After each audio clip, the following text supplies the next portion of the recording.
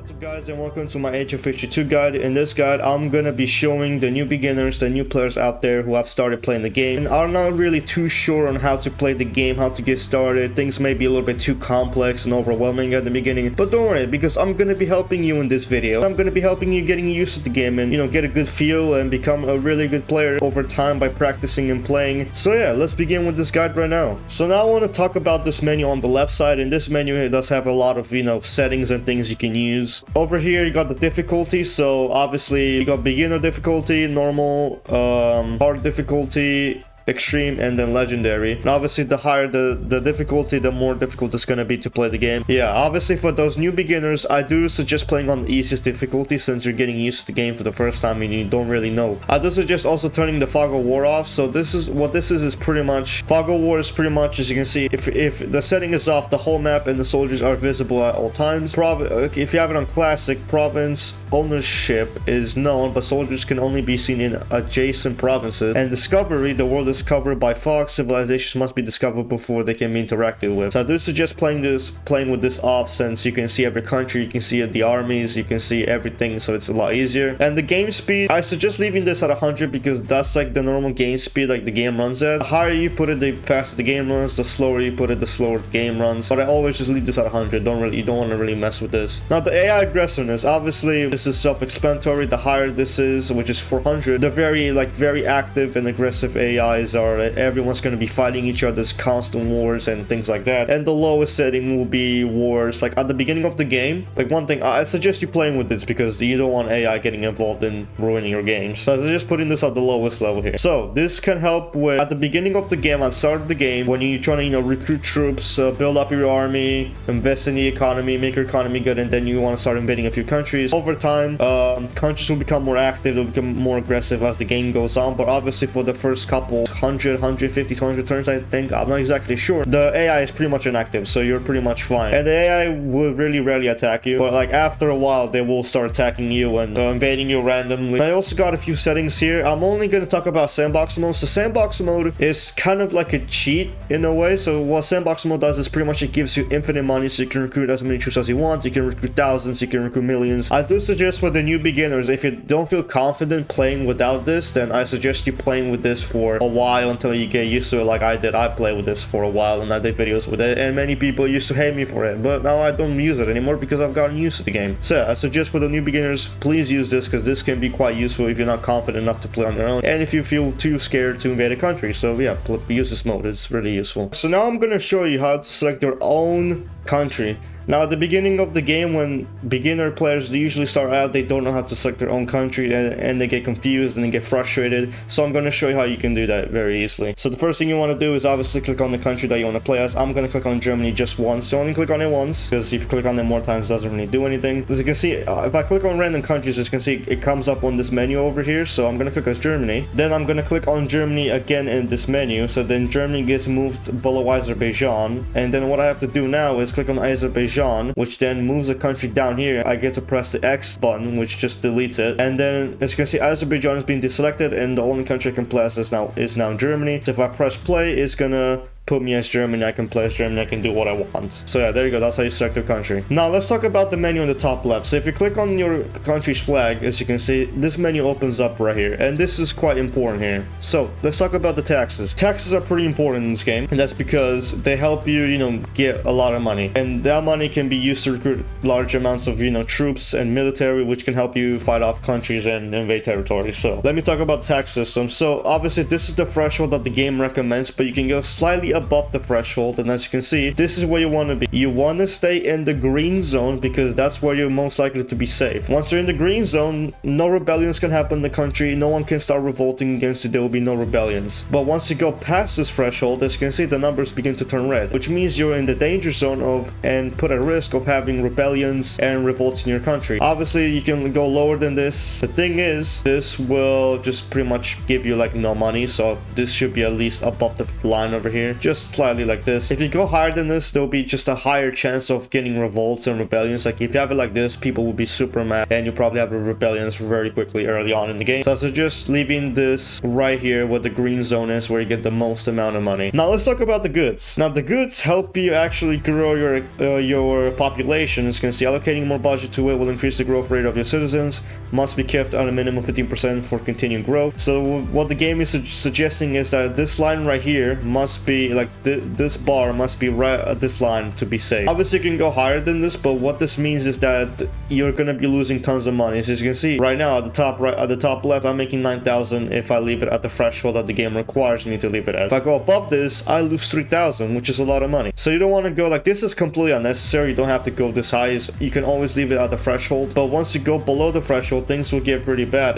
Yes, you will make more money, but you're putting yourself at risk of having rebellions and, you know, revolts again. So just leave it at the threshold, because having it higher doesn't really do much and having it lower just makes problems. Now let's talk about the research. Now the research is completely optional. This just helps you get technology points, which are these points up here. I will talk about this in just a second. The research is completely optional. You don't have to do it. Like I myself, when I do my gameplay, you know, non-commentary videos, I don't use this because this is completely useless to me. Like I play aggressive, so it's not really a big thing to me. The higher this is, yes, you will lose a lot of money, but you'll get a lot of points more frequently and a higher chance of getting points. Obviously you can lower this to whatever level you want, but this, like, the higher it is, the more money you lose, but you have a higher chance of points. And if you leave it at 0, then you get like no points and you don't lose any money, but this is completely optional. You don't have to always use this. Now investments. This must be kept on a minimum level. The development and economy will be increased in each of your provinces. You can see it shows you some information about the investments. Obviously this is the same thing as the goods, really. I don't suggest putting this high enough because you'll be losing a lot of money, and yes, citizens won't be rebelling against you. As you can see, there's also a threshold, slightly lower than the goods, but there's a threshold as well, and if you go below that threshold, then you're at risk of rebellions in the country. So I suggest just leaving this at the threshold. Sometimes when you start the game, this will be like this at a higher level, and this is what like the goods and the taxes will be at random levels. You can adjust them with no problem. And this down here is not really a big problem. This just says like the military budget. This isn't really a big issue. I myself don't really care about this too much, so you don't have to worry about this anyway. It doesn't really do much. So the diplomacy points here. So this is the technology points, or diplomacy points, whatever you want to call them. And each country starts out with quite a big number. Some countries start out with a little bit more than Germany, and some countries start a little bit less. So I'm going to talk about all of these individually. So obviously population growth increases the population of a country, which means that it allows you to have more military in your country, and that can be quite useful in some points.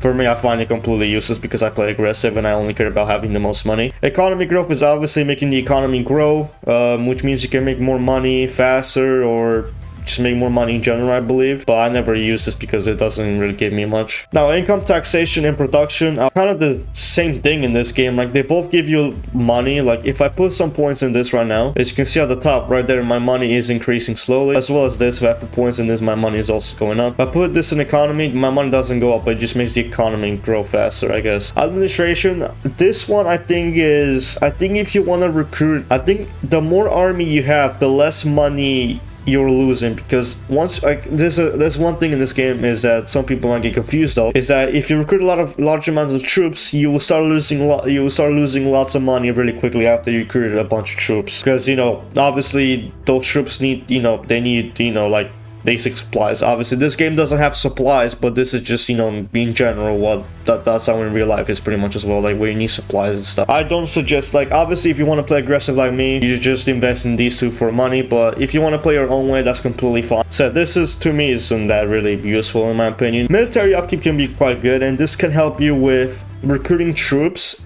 but it also costs you a lot less money, which is also good, which means you can recruit even more troops without having to pay a lot of money, and then you can get troops quick, and you can get them in quick, you can put them at the border, you can defend yourself, you can invade countries really fast, and that can help you, but I just don't use it because I just don't need it. Colonization cost is probably one of the most useless points in the game, because this, like, nobody really uses it, even myself, like, no one uses it. It's completely pointless, it's useless, doesn't really do much. This is only if you, like, make a lot of puppet states, I believe. I think this could be good is that if you have a lot of like countries that you're puppeting and like they're under your like influence and control, then this can be good to kind of stop countries from like, you know, giving them independence or they rebel against you. Apart from that, I don't really see a point in this that much. And then research, like I said, the higher this is, the higher chance of you having to get a bunch of points as well. So if you're researching this, this can also improve your research to gain more points. But for me, like I said, it's completely useless, and this is optional. All this stuff is optional. You don't have to do this if you don't want to, but if you do it, you get a little bit more of advantage. Alright, so let's talk about a second menu that the country has, or every country has. And if you go to the bottom left and you click on Germany, you see this menu opens up here. So it shows you the name of the country, which you can change the name if you want by clicking on the name itself, and you can also change the color of the country. So if I click on the flag, I can change the color of it right here. So just a small thing if you are interested. So it shows you the government, the population of your country, the economy, the technology points, how ideology is, how happy people are, how stable the country is, the capital, and it also shows you the largest city in your country, which is pretty cool. So the game also has a lot of formable nations you can do. Not a lot, but there's some you can do, and then some of them are hidden because you need to form the first one, and then it gives you more options to do later on, which is quite fun. It makes the game a little bit more fun. But you can also create your own, and you can also you know use your imagination to make your own scenarios. These scenarios right here, I made them myself. These are custom. I made them, so you don't have to worry about these. These aren't part of the game, but you can make these yourself if you wish. These are just the ones I made. But this one right here, the Weimar Republic, this one's part of the game, and you can click on this, and it also shows you the land that you need. So it shows you what countries you need to invade, what land you need. So as you can see in the scenario, I need Saarland, which is not part of the game, by the way. This scenario has been edited by me. This land is from Poland, so I need to invade Poland. I need to annex these lands, and I also need to invade Russia to annex these two, and then I also need to invade Lithuania to annex this. So it will cost you at least a thousand currency, not much. You need to be at peace. You can't be over with anybody. These can be vassals. You have to own all of these, and yeah, apart from that, nothing else really. So if you're wondering, these nations like Liechtenstein, Saarland, and like some of these, they don't exist. I've edited this scenario myself, so you will not have this scenario unless you make your own, but this is not part of the game. I just edited a bit of things. I just added some new things to it. Okay, if you're also wondering, you can also open up the technology points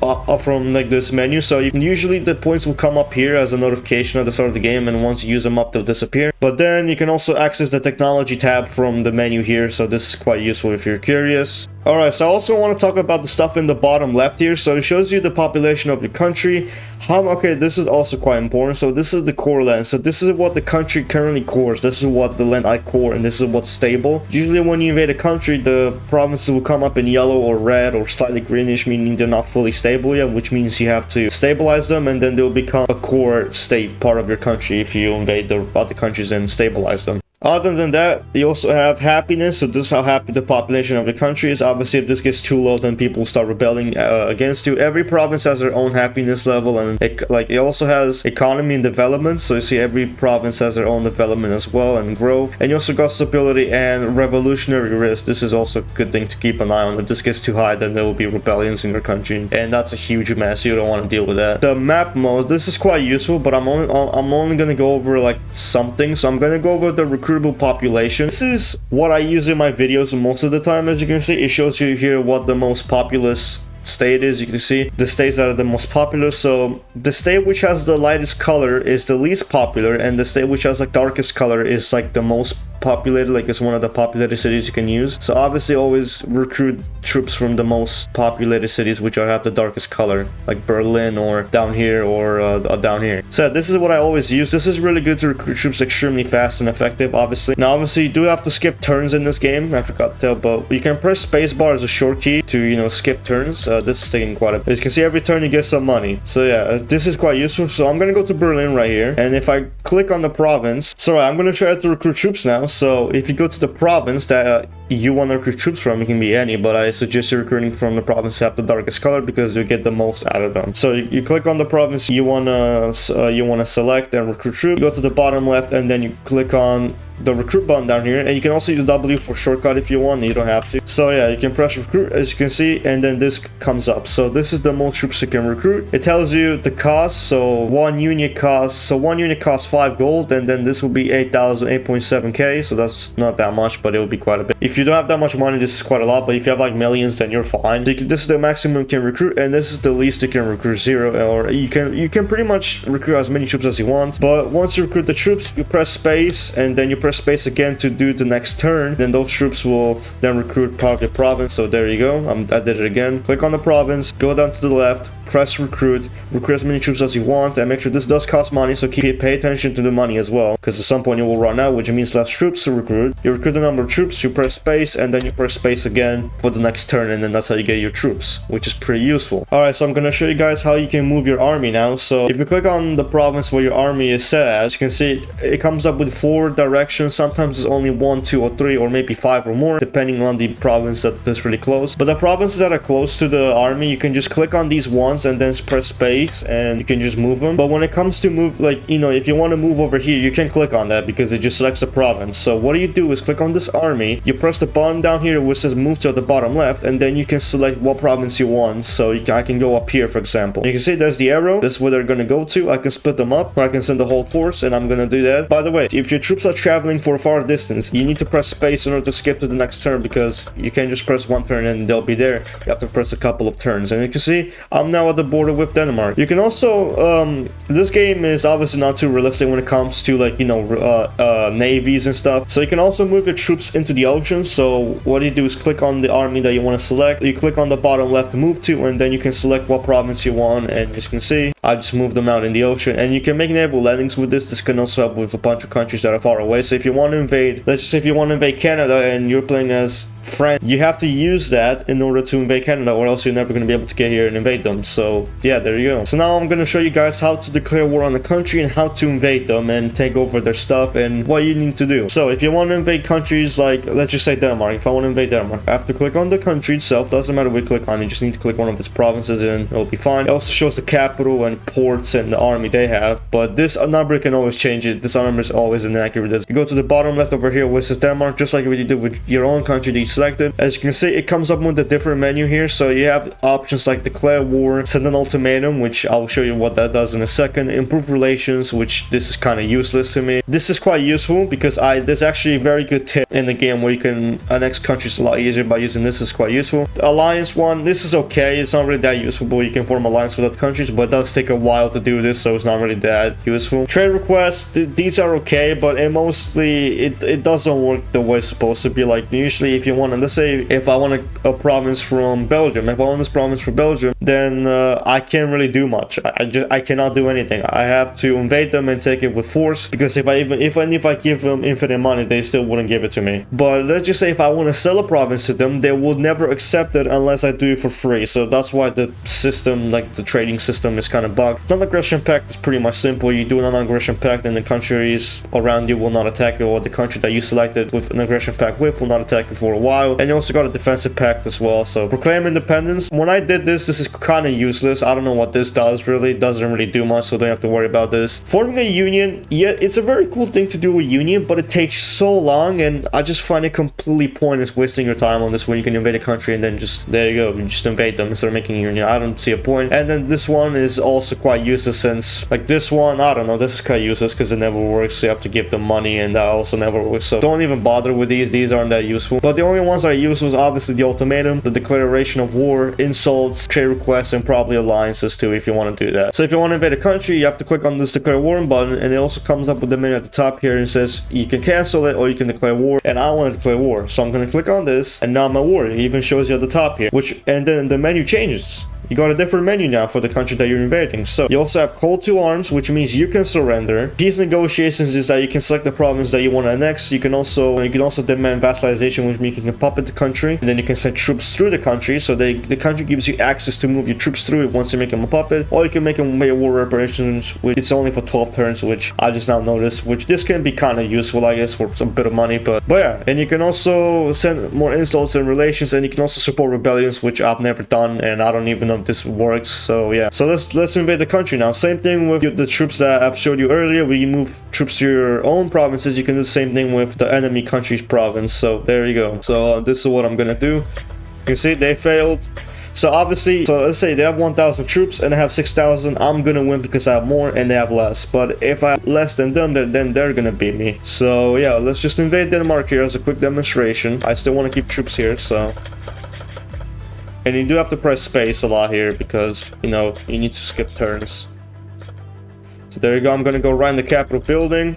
The capital is quite important because I think it makes the country surrender. I think it makes the country surrender to you a lot more easier. So if you can get a peace negotiation, you can make the country surrender to you a lot easier. And there we go. That's what happens when you invade the country fully. And as you can see at the top here, it comes up with a peace offer. And you click on this, and then it shows you, promise you want to annex. Now, obviously, this system is different for every country. As you can see at the top left, you have 49 points, which means I have enough to annex this country fully. So I can annex them fully, or I can only annex like one province, and then I can make them into a puppet state right here, which I'll show you. This is a very good thing for the countries. Like if you play this like countries like which are small, like Slovenia, Croatia, Bosnia, Hungary, Serbia, these small countries, it's a lot more harder to annex countries because you don't have enough points to do that. Like the bigger the country, the easier it is to annex other countries because you got more points. But the smaller you are, the harder it is to annex. I can barely annex any land from Poland because I'm too small and I need more land, I need more points. What I usually do when I don't have enough points and I play as a small country and I can annex the whole thing, I usually make them into a puppet state and I don't touch anything. I don't touch any provinces. I just make them a puppet state and then I'll show you what I'm doing after. And then you can just send over the demands. You press space and it skips, and as you can see now they're a puppet. I can move troops in their territory. So now this is a very useful trick and that I've used, and this is a long time ago when one of my subscribers told me about this. This is a very useful and very good trick to use in this game, which I didn't know. As you can see, I want to send an ultimatum, right? I can't do that because I need to insult the country. I need to drop a few insults on the country until this is -10 or below. So I need to get that to -10, and there we go. Now I can send an ultimatum, and this is where you can, and I do recommend always put this to the maximum because it's a higher chance of letting the country, you know, accept your demands. So always put this to maximum. So you can fully annex them, you can select the provinces you want to annex, or you can just have them give you military access. In this scenario, I made them a puppet, which means I can demand annexation and I can send the ultimatum. I can press space and the country is fully annexed. There you go. That is only useful for the small countries. Use that trick for the smaller countries because if I play a Slovak and I invade Poland, I will not be able to annex them because I'm too small and I don't have enough points to annex the whole thing. So I just have to puppet them, then drop a few insults, send an ultimatum, and you just fully annex the whole thing. And it's a lot more useful because you get more land, more troops, more economy, and it's really useful tip to use. So only use that for the small countries. You can also use it for the bigger countries as well, like these ones. If I was gonna invade Russia, there's no way I'm annexing Russia, so I have to puppet them and then annex it in the way I just did right there. So always use that trick because it's gonna be useful when you play as the weaker countries. So let me talk to you about another thing here. So once you invade a country and you annex it, you gotta stabilize it because obviously there's problems. So usually low stability means, like, if I was gonna recruit troops, and let's just say if I was gonna recruit troops here, I'm barely getting any because this is not assimilated, it's not stable enough, there's only Danish people living here, there's no Germans living in this territory. But if I did it right here where this is green, where it's my territory, I recruit a lot more troops, which is a lot better. So always stabilize your countries. Like myself, if you watch my gameplays, I never do it because I'm too lazy to do it and I don't want to do it and I'm not bothered to do it. If I'm forming a small nation, but if I'm playing full out aggressive and like I'm forming a big nation, then I gotta annex these because I just can get more troops out of them. You have diplomacy points. Every single turn, you can use these to, so pretty much you click on these provinces and you have confirm, which is like this takes slightly longer. Or you also have this confirm, which this one it gives you more. What you want to do is click on, doesn't matter which one of these you click on, but you always just click on the ones that have like the lowest percentage. They can just like, it does cost you money, but it also gives you more income, so you can use this more, and it also costs you diplomacy points. So every single turn, and then like if it's a big country, if it's a really big country, then you're gonna be sitting here for a while assimilating all these because you're running out of diplomacy points. A small country like Denmark, then it's easy. I only have to skip one turn and get more points back, which is diplomacy points, and I can redo the same thing again and just assimilate it. And you have to skip a lot of turns. You have to wait a long time for this to happen, by the way. This doesn't happen instantly. You see, I'm already making 200,000k. I'm making lots of money already because of what I just did at the beginning of the game. But, you know, you have to wait a long time for provinces to assimilate. After they're fully assimilated, you can start recruiting troops on them. As you can see, they're not fully assimilated, but you're just gonna have to wait a while. So yeah, that's pretty much my guide to this game. Obviously, like, I'm not gonna go over every single thing. I just want to go over the basics and the normal things for a beginner player that they can get used to and then learn very quickly. Well, obviously, after you play this game for, you know, after a while, then you get used to other stuff that I haven't shown in this video. But this is only for beginners only, like I said, or average players who are played a little bit longer, obviously, and that they still don't know that much about the game. But this is only the basic stuff I'm covering. So yeah, I hope this guide was useful to you new players out there or average players out there. If you enjoyed this video, make sure to subscribe to the channel, click the notification bell, like the video, share the video, and I'll see you in the next video. Peace!